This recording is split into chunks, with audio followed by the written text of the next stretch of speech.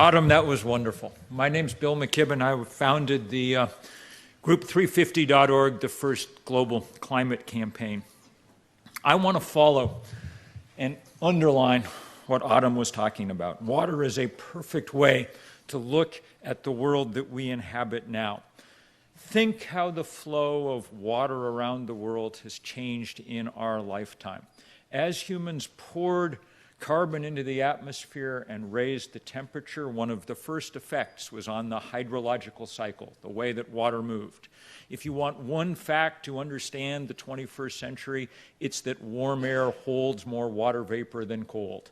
That means in arid places we see more evaporation and drought.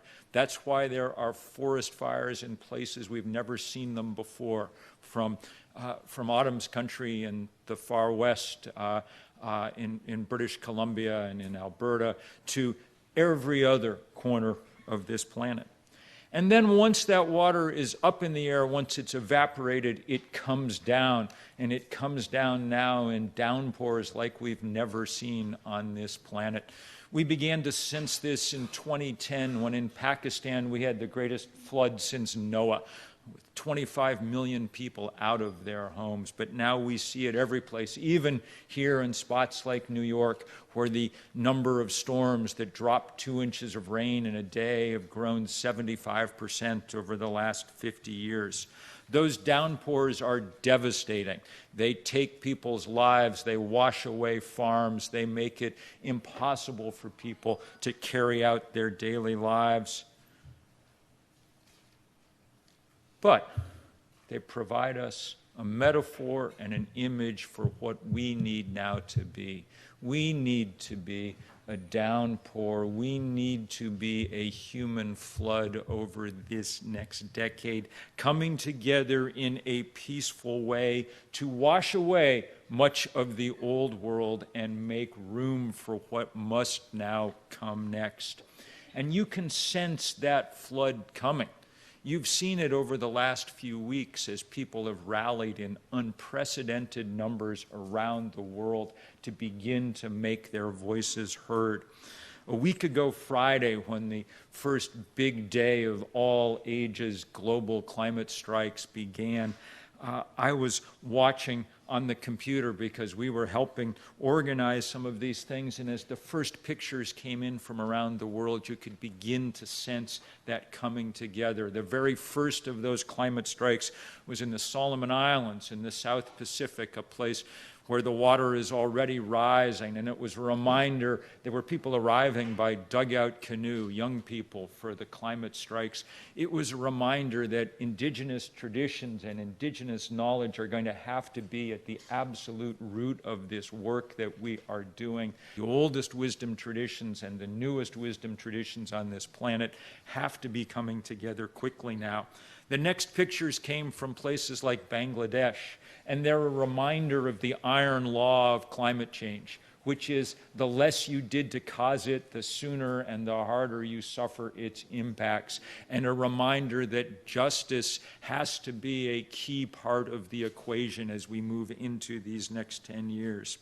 And then the remarkable pictures from all around the great cities of the world, from Kampala, from Sydney, from Paris, from Rome, from Berlin, people gathering by the hundreds of thousands, by the quarter millions. By the time we got to New York City last Friday, 300,000 people down on the Battery, a few feet above sea level.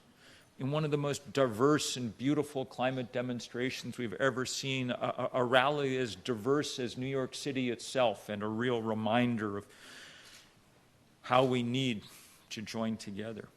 That action continued yesterday as many other countries joined in, and again the pictures were amazing.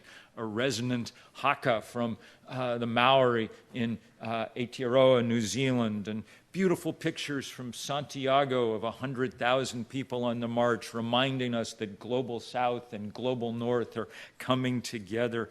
Pictures from Milan, from Montreal, where we had yesterday the largest climate rally the world's ever seen, 500,000 people in the streets of Montreal. but also beautiful pictures from the farthest corners of the world, 1,000 people rallying in Yellowknife up at the edge of the Arctic, or many thousands in Vancouver, where the Tsleil-Waututh people have been fighting hard to stop the pipeline that would pour the dirtiest oil of the world out into the Pacific so it could be burned and add to this crisis. This next decade, this decade that we're inaugurating here, we must be very brave, because we do not know what the outcome is going to be. We are in a great deal of trouble. The momentum of our physical disintegration is strong, and it will take everything we have to begin to slow it down and reverse it. We enter into this fight not knowing how it will come out, and that is a new position for human beings to be in a fight whose outcome is by no means certain, even if we do everything right from this point in. But we know that we must do everything right, and that the focus must be on restoration, but that the focus must at all costs be on unity above all, on working together. They don't call it global warming for nothing. This is the first time that we have truly faced a crisis that envelops every person on this planet, and for which the input of every person on this planet is necessary for the solution. That's why the work you do is not just necessary, it's the most necessary and important work that there is. So as you gather together in this forum, and as we gather together in many other forums in the months and years ahead, let us do it with some anger, with some bravery, and with some real resolve to leave everything that we have out there in the course of the 10 years to come. Those are the years that will mark our last real chance to deflect the course of our predicament. There's never been a more powerful moment in human history, either for good or for ill. Let us work together. Thank you.